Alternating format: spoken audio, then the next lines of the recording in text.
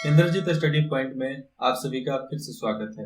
हम पढ़ रहे थे पार्ट 2 क्लास 8 संक्षिप्त बुद्ध चरित्र, जिसका पहला पार्ट था आरंभिक जीवन, जिसके बारे में हम ये सेकंड पार्ट है पढ़ रहे हैं। चलो बिना समय गवाए शुरू करते हैं। राजमहल में राजकुमार सिद्धार्थ सुंदर स्त्रियों के नृत्य, गान तथा वीणा वादन आदि का आनंद लेते रहे। सुंदरियों के साथ राजकुमार ऐसे तन्मय हो गए कि राजमहल से बाहर निकलते ही नहीं थे, और उनको इस तरह ही रखा गया था कि वो राजमहल से बाहर नहीं निकले और उनको वैराग्य का हवा ही नहीं लगे। राजकुमार को भोग विलास में तल्लीन देखकर राजा बहुत प्रसन्न थे, इसलिए उन्होंने और अधिक दान किए, परंतु राजकुमार सिद्धार्थ विषय सुखों में आसक्त नहीं थे, और ये जो जहर वाली सुख थी उसमें आसक्त खुश नहीं थे। उसने चपल घोड़ों जैसे, चपल मतलब चतुर, घोड़ों जैसे इंद्रियों, जैसे में अपने इंद्री, मन की इंद्री, शरीर की इंद्री, चाहे लड़की हो, ठीक है, इंद्रियों, अपने इंद्रियों जो शरीर में हमारे साथ चक्र होते हैं ना, उस इंद्रियों को वश में कर लिया था। उसने अपने गुणों से सारे राज परिवार और पुरावासियों के मन को जीत लिया था, और उनके जितने भी राज्य परिवार थे, सहयोगी थे, रिश्तेदार थे, सब किसी के मन को जीत लिया था। राजा शुद्रोधन राजकुमार के क्रियाकलापों से अत्यंत प्रसन्न थे।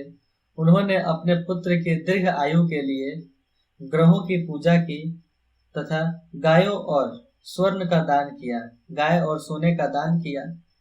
राजा स्वयं दशा सत्य का आचरण करते थे। राग द्वेष से रहित होकर शासन व्यवस्था चलाते थे तथा प्रजा से अधिक कर नहीं लेते थे। जैसे योगी की इंद्रियां उसके अनुकूल रहती है, वैसे ही राजा के सदाचरण के कारण सारी प्रजा उनके अनुकूल रहती थी और सारी प्रजा एकदम खुशमय रहती थी। ऐसा उन्होंने बना रखा था।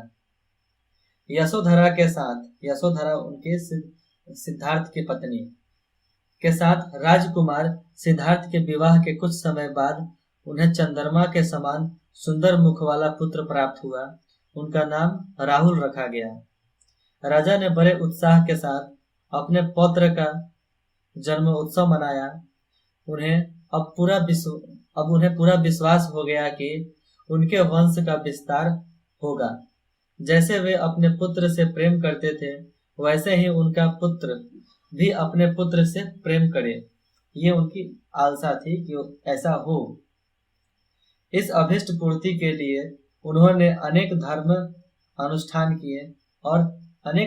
अनुष्ठान किए कि ऐसा हो कि मेरा पुत्र अपने पुत्र से बहुत प्यार करे और इसी राज्य में रुक जाए, राज्य को छोड़कर नहीं जाएगा। राजा शुद्रोधन ने अपने पुत्र के लिए राजकाज चलाया, वंश वृद्धि के लिए पुत्र का पालन किया और राज्य वृद्धि के लिए पुत्र का पालन किया, यश के लिए कुल की रक्षा की और स्वर्ग के लिए वेदों का ध्यान किया, स्वर्ग प्राप्ति के लिए वेदों का ध्यान किया।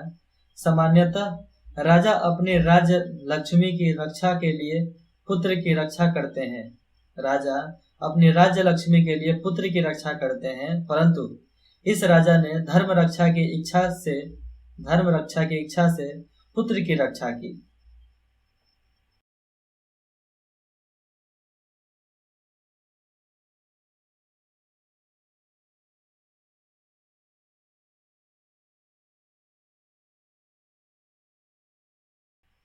अब उसके बाद पढ़ते हैं संवेग उत्पत्ति। संवेग उत्पत्ति में है, एक बार राजकुमार सिद्धार्थ ने सुना कि राजमहल से बाहर एक सुंदर उद्यान है, मतलब सुंदर एक वन है, इस तरह अभी पार्क है, और वहां घने वृक्ष हैं जिन पर कोयले कूकती हैं, मतलब जिस पर कोयले कू कू कू की आवाज करती हैं, तथा कमलों से भरे सुंदर सरोवर हैं। राजकुमार सिद्धार्थ को वह उद्यान देखने की इच्छा हुई। उसने महाराज से वन विहार मतलब वन में घूमने के लिए वन विहार करने के लिए आज्ञा मांगी। राजा ने आज्ञा दे दी। वे चाहते थे कि राजकुमार के मन में किसी प्रकार का वैराग्य भाव उत्पन्न ना हो, इसलिए अनुचरों को ऐसे व्यवस्था करने की आज्ञा दी गई जिधर से राजकुमार निकले उस मार्ग पर कोई रोगी या पीड़ित व्यक्ति ना हो। जिस रास्ते से वो जाए उस रास्ते में कोई भी पीड़ित व्यक्ति उस मार्ग में नहीं हो, इस तरह की व्यवस्था उन्होंने कराई थी। उसके बाद देखते हैं, राज कर्मचारियों ने राजमार्ग से उन सभी व्यक्तियों को शांतिपूर्वक हटा दिया जो विकलांग थे, वृद्ध थे या रोग पीड़ित थे। इतना ही नहीं, उन्होंने राजमहल से लेकर उद्यान तक का मार्ग अच्छी तरह सजा भी दिए। इस तरह का साजो सज्जत किया गया था। राजा की आज्ञा प्राप्त कर अपने कुछ मित्रों को साथ लेकर राजकुमार सिद्धार्थ उद्यान देखने के लिए राजमहल से बाहर निकले। वे स्वर्ण आभूषण से अलंकृत और 4 घोड़ों से युक्त रथ में बैठे थे जो श्वेत पुष्पों और पताकाओं से मतलब झंडों से भली भांति सुसज्जित थे। जब नगर वासियों ने सुना कि राजकुमार पुरकानन देखने जा रहे हैं, मतलब उद्यान देखने जा रहे हैं, तो राजकुमार के दर्शन के लिए वे अपने अपने घरों से बाहर आ गए। उन्होंने मन ही मन उनका अभिवादन किया और उनके दीर्घ जीवन के लिए मतलब लंबे जीवन के लिए शुभकामनाएं व्यक्त की, क्योंकि राजकुमार को तो किसी ने देखा नहीं था। इसलिए राजपथ पर राजकुमार के दर्शनों के लिए जगह जगह प्रजाजन एकत्रित हो गए थे। स्त्रियां अटारियां मतलब बड़े बड़े मतलब आपको बता दूं मिट्टी का ढेर समझ लो, अटारियों पर चढ़कर या झरोखे से झांककर उनका दर्शन कर रही थी। सुंदर वेश वाले पुरवासियों से भरे इस राजपथ को देखकर राजकुमार सिद्धार्थ बहुत ही प्रसन्न थे। उन्हें लग रहा था जैसे उनका यह नया जन्म हुआ है। पहली बार देखो ये अटारियां मिट्टी के ढेर जो है ना, ऊंचे से खड़े होकर देख रहे थे। ठीक है, राजकुमार और पुरवासियों को इस प्रकार प्रसन्न देखकर देवताओं को बड़ी चिंता हुई। वे सोचने लगे कि यदि राजकुमार में वैराग्य भाव पैदा नहीं हुआ तो क्या होगा। इतने में सिद्धार्थ के राजपथ पर एक वृद्ध पुरुष दिखाई दिया। किसके सामने? राजपथ सिद्धार्थ के सामने। देखो ये बूढ़ा आदमी आप दिखाई दे रहा है ना, वृद्ध इंसान, वही। अन्य सभी व्यक्तियों से विलक्षण उस जर्जर शरीर वाले वृद्ध पुरुष, जर्जर मतलब पूरे ढीले ढाकड़ शरीर वाले वृद्ध पुरुष को जैसे ही सिद्धार्थ ने देखा, वह चौंका और बड़े ध्यान से उसकी ओर देखने लगा। फिर उसने अपने सारथी से पूछा, हे सूत मतलब हे ड्राइवर, और ड्राइवर को क्या बोलते हैं? सारथी। हे सूत, यह कौन है? यह कहां से आया है? सफेद बालों वाला यह पुरुष हाथों में लाठी क्यों लिए हुए है? इसकी आंखें भौं से कैसे ढक गई है? मतलब आंख के ऊपर जो भौं होता है ना, उससे कैसे ढक गई है? इसका शरीर क्यों झुका है? क्या यह कोई विकृति है, मतलब बीमार है, दूसरे ग्रह से आया है? यह इसकी यही स्वाभाविक स्थिति है या यह अन्यायस ही ऐसा हो गया है, या यह जन्मजात ही ऐसा हो गया है? क्योंकि राजकुमार तो बाहर निकले नहीं थे, उनको पता नहीं था कि बूढ़े लोग भी होते हैं, और उनके सामने किसी बूढ़े लोग को आने के लिए भी वर्जित था। इतने चौक चौबंद मतलब इतने सिक्योरिटी थी उनके सामने। राजकुमार के इन प्रश्नों को सुनकर सारथी सोचने लगा, अब मैं क्या करूं? अब मैं क्या करूं? नहीं बोलूंगा तो ये मारेंगे, बोलूंगा तो राजा साहब मारेंगे। राजा की आज्ञा के अनुसार वह इस बारे में कुछ भी बताना नहीं चाहता था, किंतु न चाहते हुए भी उसने सभी बातें राजकुमार को बता दी। उसने राजकुमार से कहा, हे राजकुमार, रूप और शक्ति का नाश करने वाली यह जरावस्था मतलब बुढ़ापा जरा अवस्था है। यह बुढ़ापा है जिसमें स्मृति का नाश हो जाता है, मतलब याद शक्ति खो जाती है, इंद्रियां शिथिल हो जाती हैं, इंद्रियां कमजोर हो जाती है। इसी वृद्धा अवस्था से इस पुरुष को तोड़ दिया है। इसी वृद्धा अवस्था ने इस पुरुष को तोड़ दिया है। इसने भी बाल्य अवस्था में दूध पिया है, सुंदर शरीर प्राप्त कर यौवन का सुख भोगा है।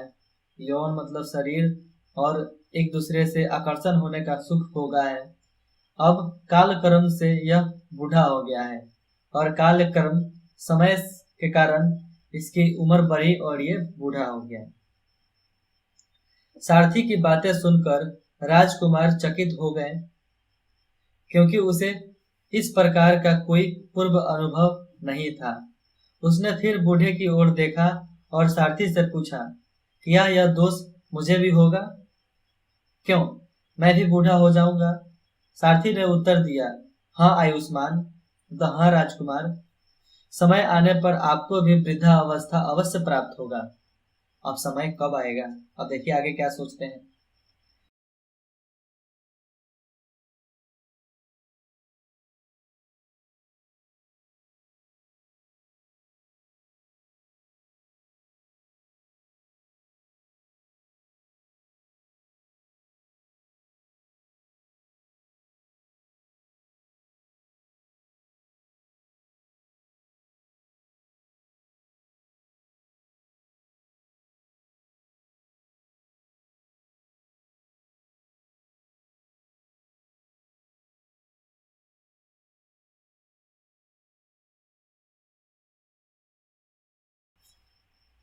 सारथी का उत्तर सुनकर राजकुमार उद्विग्न हो उठा, मतलब वो सोचने लगे और सोचते सोचते उठ गए।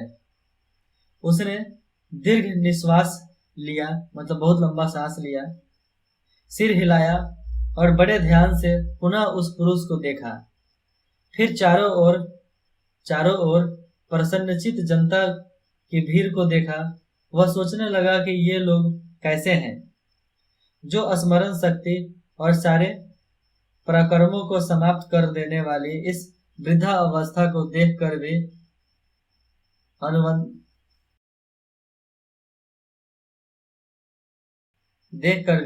अनुविघ्न रहने बने रहे, मतलब देखकर भी सोचते रहे। उसने फिर सारथी से कहा, हे सूत, चलो घर चले, अपने घोरों को मोड़ दो। मन में जब बुढ़ापे का भाव भर गया तो इस उद्यान में मेरा मन कैसे रम सकता है, मतलब कैसे खुश हो सकता है। राजकुमार की आज्ञा पाकर सारथी ने रथ को राजभवन की ओर मोड़ दिया। थोड़े ही समय में वह राजभवन में आ गया। राजकुमार अब भी बुढ़ापे के बारे में सोच रहा था। वह रथ से उतरकर अपने भवन में गया और तरह तरह के इसी विषय में सोचता रहा, परंतु उसे किसी प्रकार शांति का अनुभव न हुआ। वह अपने पिता के पास आया। उसने पुनः उद्यान भ्रमण की आज्ञा ली और उसी राजपथ पर पुनः उसी प्रकार बाहर आ गया जिस तरह पहले आया था। राजकुमार सिद्धार्थ का रथ जैसे ही उद्यान की ओर अग्रसर हुआ, उसे एक रोगी दिखाई पड़ा। उसका पेट बढ़ा हुआ था। आजकल तो ऐसे ही लोगों का पेट बढ़ा रहता है, बली मतलब पेट, तोंद, कंधे झुके थे और वह लंबी लंबी सांसें ले रहा था। सिद्धार्थ ने उसी समय रथ को रुकवाया और सारथी से पूछा, हे सूत, यह दुबला पतला व्यक्ति कौन है जो दूसरों का सहारा लेकर चल रहा है और कराहता हुआ हाय माँ कह रहा है। बताओ ये कौन है? सारथी ने उत्तर दिया, हे सौम्य, हे स्वामी, यह व्यक्ति बीमार है, रोग से पीड़ित है और असमर्थ हो गया है। राजकुमार ने दया भरी दृष्टि से उस रोगी को देखा और फिर सारथी से पूछा, क्यों सारथी, यह रोग इसी व्यक्ति को हुआ है या किसी को भी हो सकता है? सारथी ने बताया कि रोग रोग का जो डर है सभी प्राणियों को लगा रहता है। कोई भी रोग से पीड़ित हो सकता है, परंतु लोग यह जानते हुए भी परवाह नहीं करते। सब लोग जानते हैं कि हम बूढ़े होंगे, बीमार होंगे, लेकिन फिर भी लोग को परा ही क्या है यार। अब देखो, जो तुम्हारे जैसे बच्चे हैं वो बड़े होकर क्या करेंगे, हम भी बॉडी बनाएंगे। यार बॉडी बनाने की एज होती है, हर चीज का एज होता है, उम्र होता है, ऐसे थोड़ी हो जाता है कुछ भी। और उन्हें बहुत परवाह हुआ कि अरे ऐसे हम भी तो हो सकते हैं ना एक दिन। सारथी का उत्तर सुनकर राजकुमार का मन और भी बेचैन हो उठा। उसका हृदय कांपने लगा। फिर करुणा स्वर से वह बोला, अरे हे मनुष्य, कैसे अज्ञानी है, अरे ये मनुष्य कैसे अज्ञानी है, जो रोग भय से ग्रस्त होने के बाद भी निश्चिंत रहते हैं। उसने सारथी से कहा, हे सूत, अब तुम रथ को घर की ओर ले चलो, लौट चलो, मुझसे यह रोग भय सहा नहीं जाता। राजकुमार का आदेश पाकर सारथी ने रथ को महल की ओर मोड़ दिया। राजकुमार का हृदय पहले बुढ़ापे के भय से और अब रोग के भय से दुखी था। वह शीघ्र महल में लौट आया और कमरे में जाकर विचारों में डूब गया। सोचने लगे कि अब क्या होगा, क्या क्या क्या क्या सोचते सोचते अब क्या सोचते हैं उसके बारे में देखते हैं। ठीक है। महाराजा सुद्रोधन ने इस प्रकार जब 2 बार राजकुमार को दुखी मन से लौटा हुआ देखा तो उन्होंने इसका कारण जानना चाहा। उन्होंने सारथी को बुलाया और उसे सारा वृतांत सुना। राजा को जब यह ज्ञात हुआ कि राजकुमार जरा और रोग से ग्रस्त व्यक्तियों को देखकर बहुत व्याकुल हो गए हैं और घर लौट आए हैं, तो उन्हें लगा जैसे राजकुमार ने उन्हें त्याग दिया। उन्हें क्या लगा? जैसे राजकुमार ने त्याग दिया। ठीक है। उन्होंने जिस भय से राजमार्ग से वृद्ध, रोगी तथा असुंदर लोगों को हटाने का आदेश दिया था, वही भय कैसे उपस्थित हो गया, ये सोचने लगे।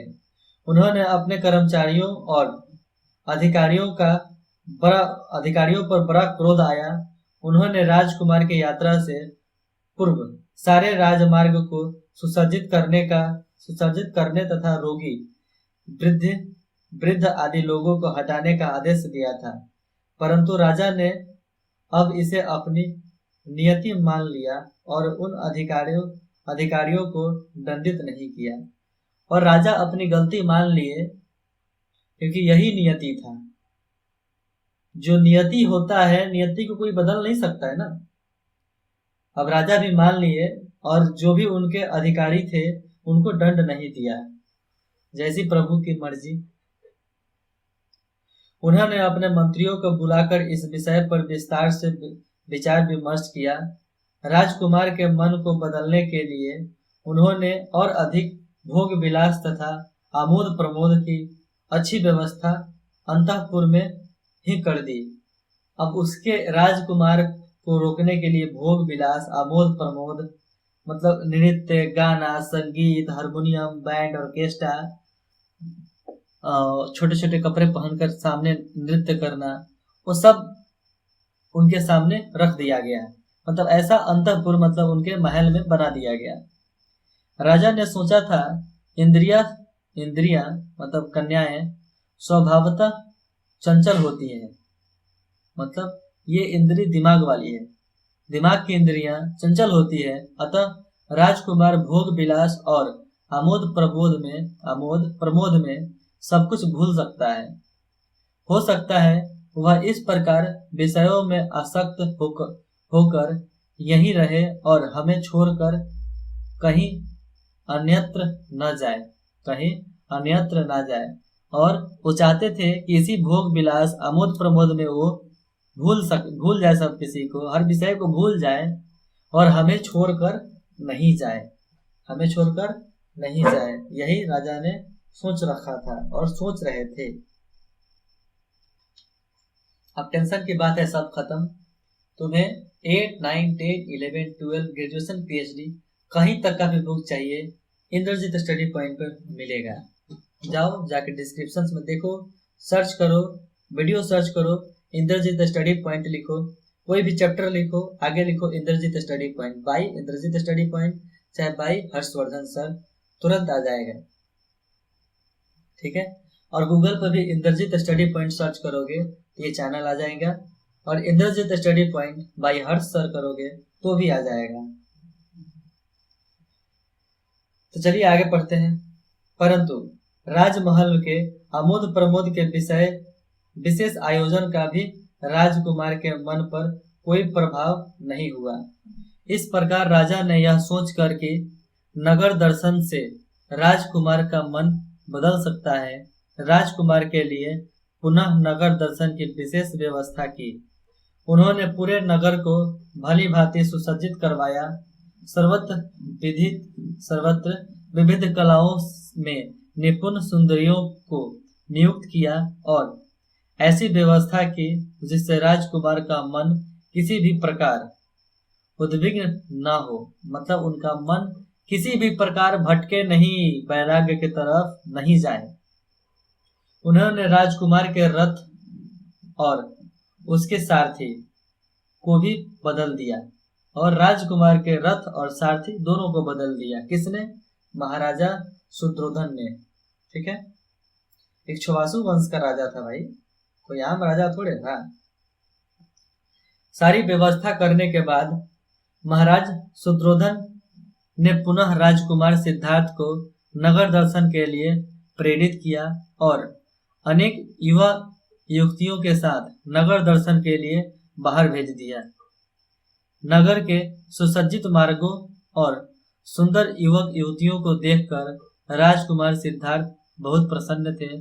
प्रसन्नता पूर्वक नगर दर्शन करते हुए जब वे आगे बढ़ रहे थे, तभी उन्हें किसी मृत व्यक्ति की शव यात्रा दिखाई दी।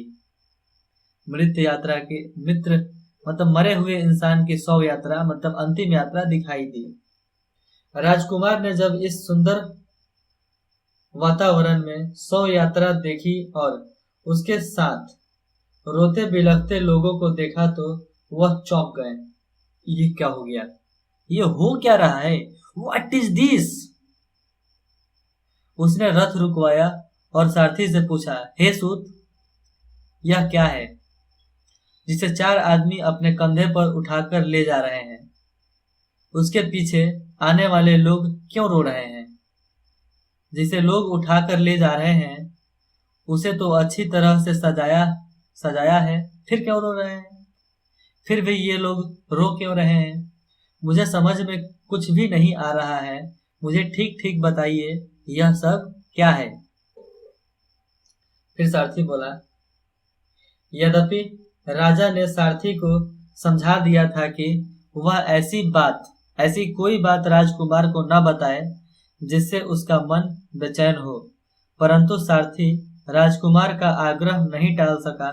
उसने राजकुमार को बताया कि यह ऐसा व्यक्ति है जिसकी चेतना, बुद्धि, प्राण, इंद्रिया, गुण आदि समाप्त हो चुके हैं।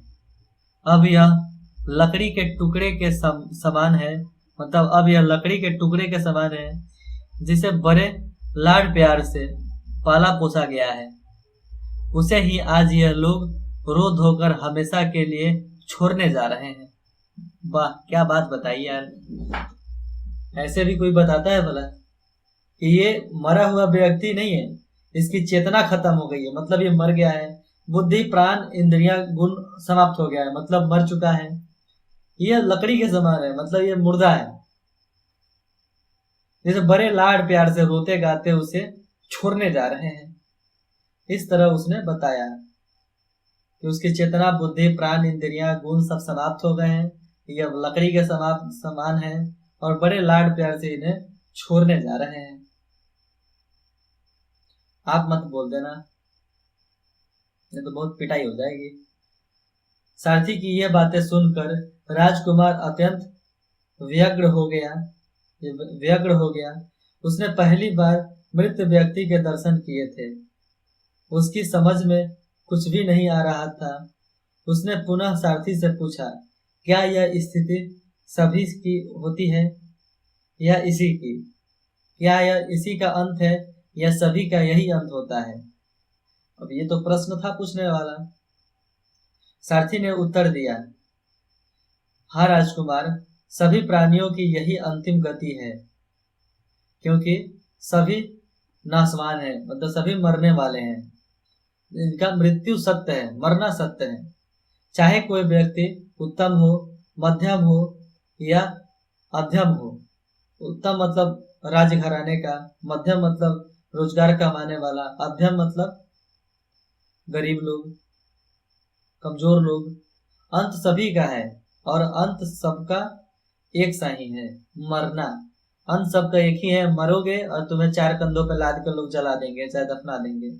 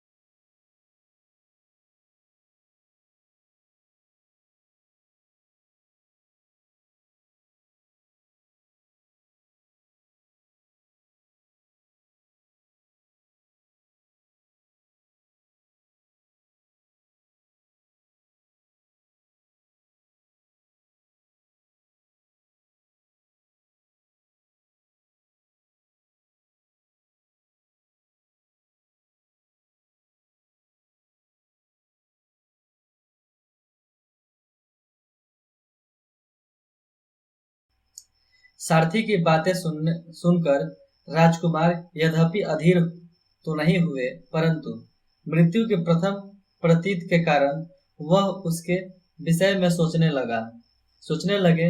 थोड़ी देर विचारों में डूबे रहने के बाद उसने गंभीर स्वर में कहा, सभी प्राणियों की मृत्यु निश्चित है, फिर भी लोग को डर नहीं लगता? मनुष्य क्यों सावधान नहीं होते?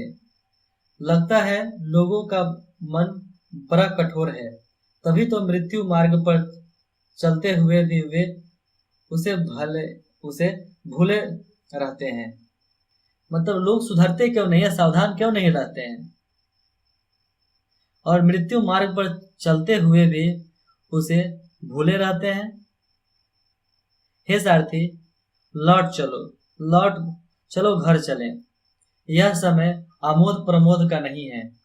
मृत्यु को जानकर भी भला कोई बुद्धिमान व्यक्ति कैसे अपने आप को आमोद प्रमोद में डुबो सकता है? सारथी को घर लौटने की आज्ञा देकर राजकुमार संसार की असारता के विषय में सोचता हुआ विचारों में डूब गया। मतलब इस तरह लोगों के बारे में सोचा, मृत्यु के बारे में सोचा, बुढ़ापन के बारे में सोचा, और सोचने के विषय में ऐसे विचारों में डूब गए।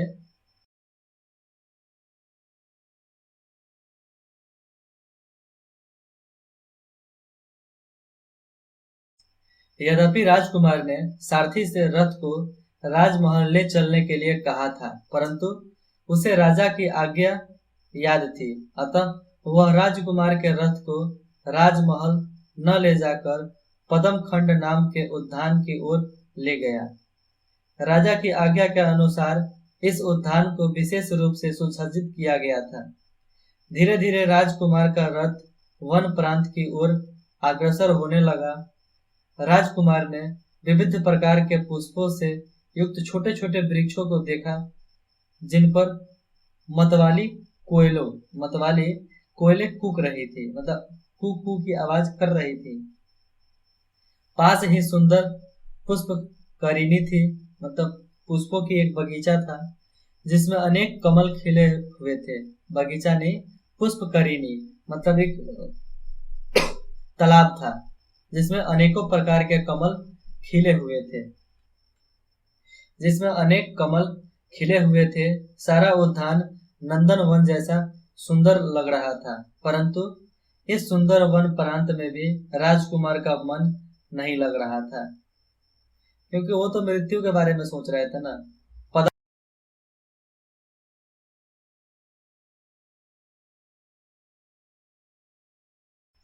पदम खंड।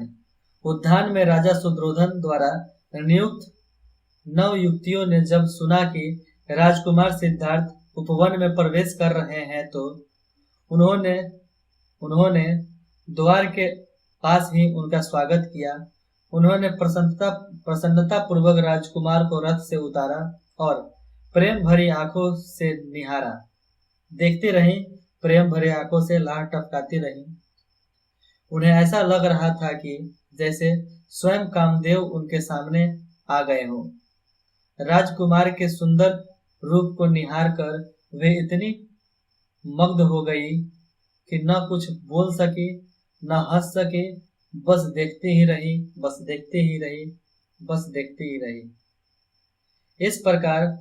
प्रेम इस प्रकार प्रेम विभल स्त्रियों को कुछ न करते देखकर कुमार के मित्र तथा राजपुरोहित के पुत्र उदाई ने सुंदरियों से कहा कि आप सभी रूप और यौवन से संपन्न हैं, सभी कलाओं में निपुण हैं, अतः अपने हाव भाव से राजकुमार को आमोद प्रमोद में तल्लीन कीजिए। उनके मन के वैराग्य भाव को दूर कीजिए।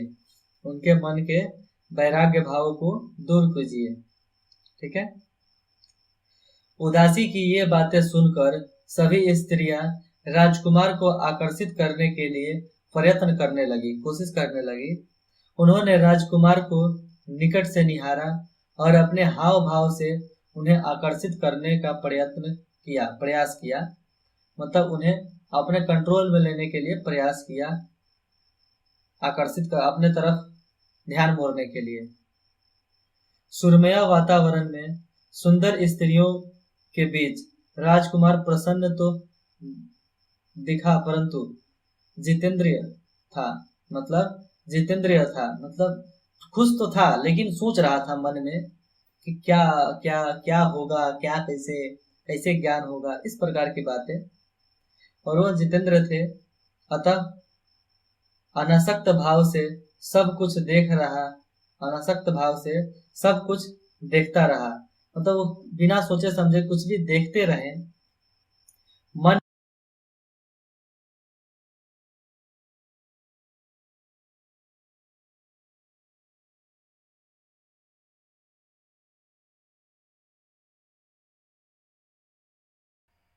मन ही मन सोचता रहा कि क्या ये स्त्रियां यौवन की स्थिरता नहीं जानती, मतलब अपने शरीर की स्थिरता नहीं जानती कि मैं कब तक जवान रहूंगी, मेरी जवानी कब तक रहेगी। क्या ये नहीं जानती कि जिस रूप के कारण ये उन्मत्त हैं, मतलब जिस रूप के कारण ये काम कर रही हैं और इतने अलग प्रकार के आमोद प्रमोद कर रही हैं, उसे बुढ़ापा शीघ्र ही समाप्त कर देगा। अवश्य ही इन स्त्रियों ने रोग नहीं देखा, अवश्य ही ये स्त्री रोग नहीं देखा, तभी तो ये इस प्रकार प्रसन्न है। उन्हें मृत्यु का भी भय नहीं है, तभी तो इस प्रकार हंस रही है, तभी तो इस प्रकार हंस रही है। अरे उन्हें पता है कि हम मरने वाले हैं। बेटा तुम्ही को नहीं पता है कि तुम मरने वाले हो, मतलब उन्हें पता था कि वो मर जाएंगे, बुढ़ापा आएगा, लेकिन जब तक जवान है तब तक कमाएंगे। लेकिन भगवान बुद्ध को नहीं पता था, सिद्धार्थ को नहीं पता था कि बुढ़ापा क्या होता है, बीमारी क्या होता है, गरीबी क्या होता है। ठीक है। और वो हंसती रही। नव युवतियों के बीच भी राजकुमार को ध्यान मगन देखकर साथ में आए उनके मित्र उदाई ने उन्हें समझाते हुए कहा, हे मित्र, यह क्या है? आप क्यों इतने उदासीन हैं? आप तो बलवान हैं, सुंदर हैं, युवक हैं, फिर भोग विलास का तिरस्कार क्यों कर रहे हैं? फिर भोग विलास का तिरस्कार आप क्यों कर रहे हैं? उदाई की ये बातें सुनकर राजकुमार ने धीर गंभीर वाणी में उत्तर दिया, हे मित्र, आप जो कह रहे हैं वह ठीक ही है, परंतु मैं भी आपसे कुछ कहना चाहता हूँ। मैं विषयों की अपेक्षा नहीं करता और मैं यह जानता हूँ कि सारा संसार विषयों की अपेक्षा नहीं करता। मैं यह भी जानता हूँ कि सारा संसार विषयों में ही डूबा हुआ है। सारा संसार अपने अपने कामों में ही डूबा हुआ है, किंतु इस जगत को अनित्य जानकर अब मेरा मन इनमें रम नहीं रहा है, मतलब इसमें जम नहीं रहा मेरे को। जरा व्याधि और मृत्यु, जरा व्याधि मतलब वृद्धा, जरा मतलब वृद्धा, व्याधि मतलब बीमारी, और मृत्यु न होती तो मेरा मन भी इनमें अनुरुक्त होता। मतलब अगर बुढ़ापा, बीमारी, अगर मृत्यु जैसी ये समय का काल नहीं होता तो मैं भी इसमें खूब प्रसन्न होता, परंतु मैं जानता हूँ इस यौवन और संदर्भ को बुढ़ापा समाप्त कर देगा। हे मित्र, ऐसे क्षण भंगुर यौवन, ऐसे क्षण भंगुर मतलब कुछ क्षण के लिए चमकने वाले शरीर यौवन में अनुराग अनुराग और अज्ञान के कारण ही हो सकता है, और ये क्षण भंगुर जो है, क्षण भर की यौवन जो है खत्म हो जाएगी, लेकिन ये अज्ञान के कारण खत्म हो जाएगी। राजकुमार सिद्धार्थ जब अपने मित्र से वैराग उत्पन्न करने वाली बातें कर रहे थे, तभी सूर्य अस्त होने लगा। सभी अनुयायियों नगर की ओर लौटने लगी और सारे उद्यान और नगर की शोभा अंधकार की चादर में सिमटने लगा। इस समय राजकुमार सिद्धार्थ को बोध हुआ कि इस जगत में सब कुछ क्षणिक है, मतलब कुछ क्षण के लिए है, सब कुछ अनित्य है। जगत की अनित्यता के विषय में सोचते हुए वह अपने राजभवन की ओर चल पड़े। थोड़े समय में राजभवन पहुंचकर वह सीधे अपने महल में गया और संसार की निष्फलता के विषय में और विचार करता रहा, सोचता रहा कि ये कैसे हुआ, कैसे इसे ठीक किया जा सकता है, इसको बदला जा सकता है कि नहीं बदला जा सकता है, और बहुत सारी बातें। महाराजा शुद्रोधन ने जब सुना कि राजकुमार सभी विषयों से विमुख होकर लौट आया है तो उन्हें बहुत दुख हुआ। जैसे किसी हाथी के हृदय में बाण लग जाने से वह रात भर सो नहीं पाता, वैसे ही महाराज भी रात भर सो नहीं सके। उन्होंने अपने मंत्रियों को बुलाया और उनके साथ मंत्रणा करते रहे कि यह क्या उपाय किया जाए जिससे राजकुमार का मन बदले, उसका वैराग्य समाप्त हो और विषयों के प्रति आसक्ति जगे।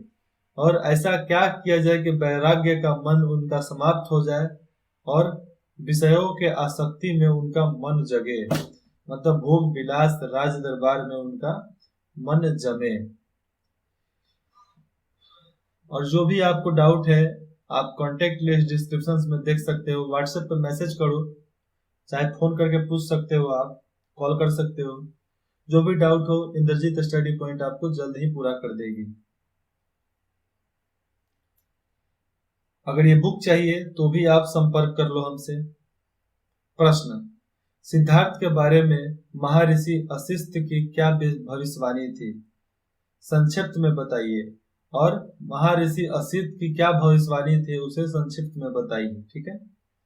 आप कैसे कह सकते हैं कि बालक सिद्धार्थ विशेष मेधावी था?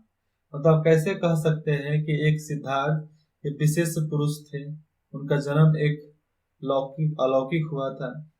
3 नंबर प्रश्न, महाराजा शुद्धोधन सिद्धार्थ की सुख सुविधाओं की व्यवस्था के लिए क्यों विशेष प्रयत्नशील रहते थे?